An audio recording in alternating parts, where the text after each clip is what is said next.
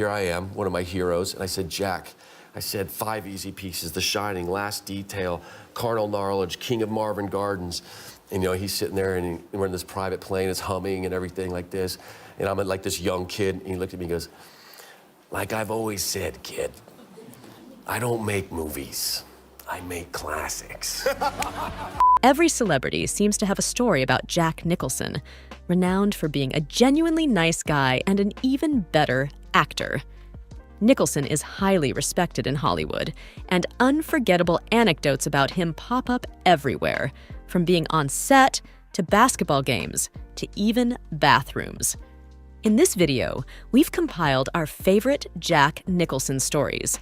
Up first, Rob Reiner recalls how Jack Nicholson's passion for acting shone through even when the cameras weren't rolling, giving the same full performance off camera as on camera. I'm doing all the reaction shots, and every time he's off camera, he gives exactly the same performance that you see that's on camera. After 2 or 3, I go up to him and I said, Jack, you know, maybe you want to save a little because, I mean, he's full out in every one and he's off camera. And he says, Rob, you don't understand. I love to act. He says, I don't get that much of a chance to do a great part. Jimmy Fallon shares an iconic Nicholson story about a memorable moment involving Cracker Jacks at the World Series, where Nicholson's humor shone through. We order a hot dog and a beer, and I get Cracker Jack.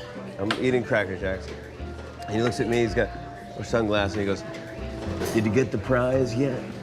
And I go, I swear to God. I open up the prize. It's a sticker, it's a picture of a snake.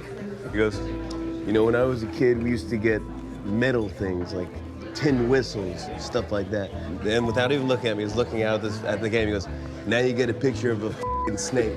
Michael Douglas recounts the unique experience of filming at a mental hospital and working with Nicholson, highlighting the unique atmosphere on set. We're in the Oregon State Mental Hospital, right, which was an active hospital.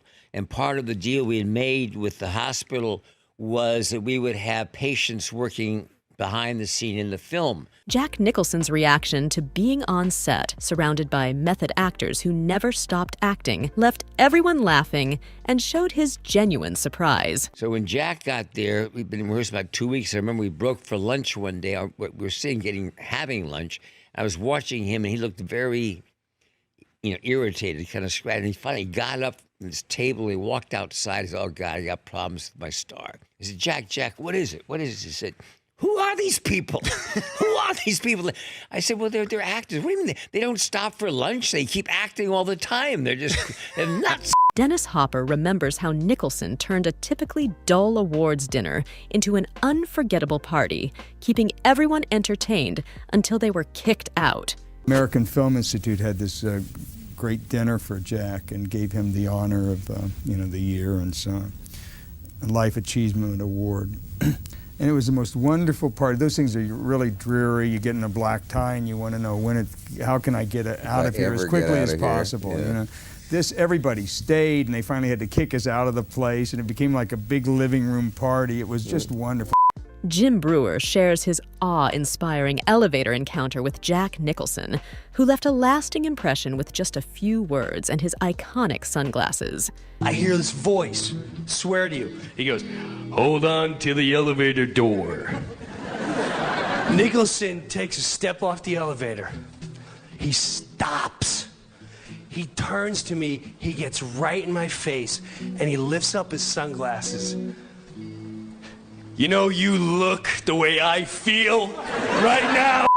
Kevin Pollak describes how Nicholson's dedication to his craft was evident during a script reading session, impressing everyone with his near-perfect delivery.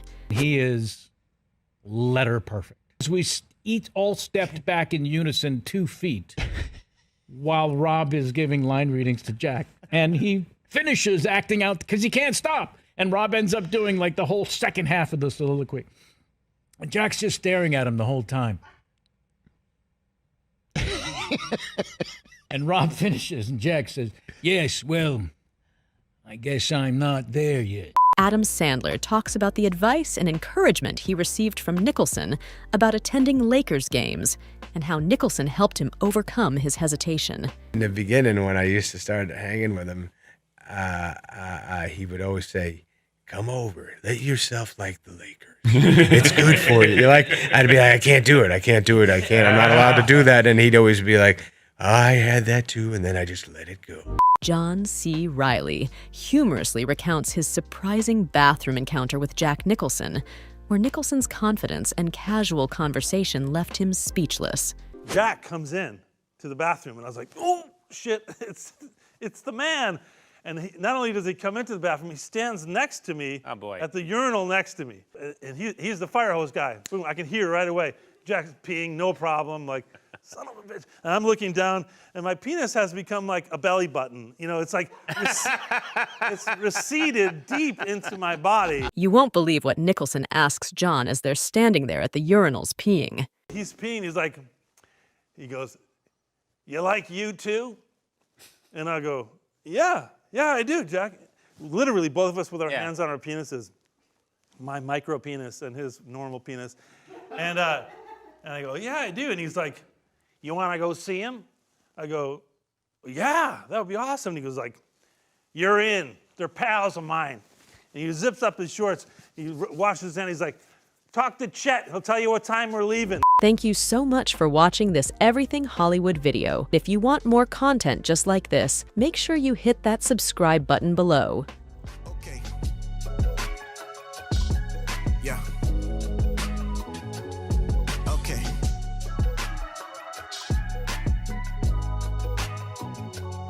Okay. Right here. Let's go. Oh no, oh no, oh no, oh no, oh no, it's cool.